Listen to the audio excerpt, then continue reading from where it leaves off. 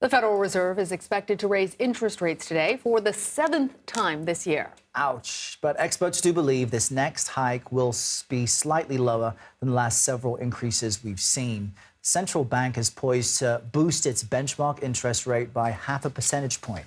The past 4 rate hikes were 0.75 percentage point.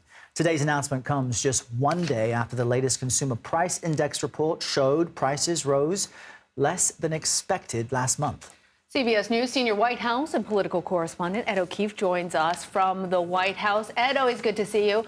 So the central bank is entirely separate from the White House, but we do know that President Biden has been held to account for the inflation. Is there any way in which the Biden administration has an impact on today's Fed announcement? Other than public rhetoric and pushing the Fed to act over the course of this year to help cool off those inflationary pressures, there isn't much more a president can do.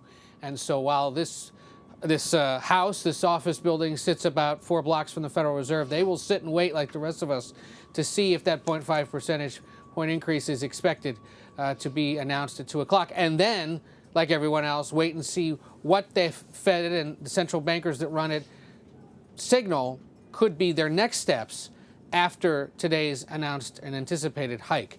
There's very little more that the president can do in terms of this kind of a move, but he's made several attempts in the last few days to remind people that there were steps taken by a Democratic Congress and his administration over the last 2 years to make sure the economy stayed strong coming out of the pandemic and to help cut prices.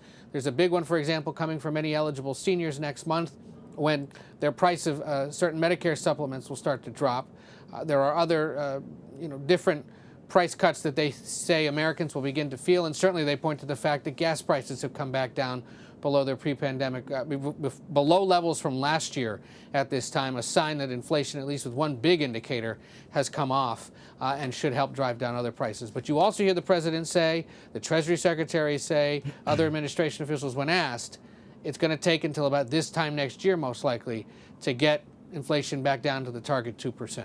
And Ed, isn't that the best case scenario? I mean, the reason the administration is pointing to the the things it's done is because there's very little in its control when you consider the global economy. You know, if they expect, as you mentioned there, inflation comes down by this time next year, that's if we don't get more wrenches thrown in the works. We had the war in Ukraine this year. We had China's lockdown due to COVID. So what should we make of whatever the White House says when it comes to predictions? And in fact, the reopening of China may be causing even bigger economic disruptions now because of office closures there as people get sick. There have been reports of that today.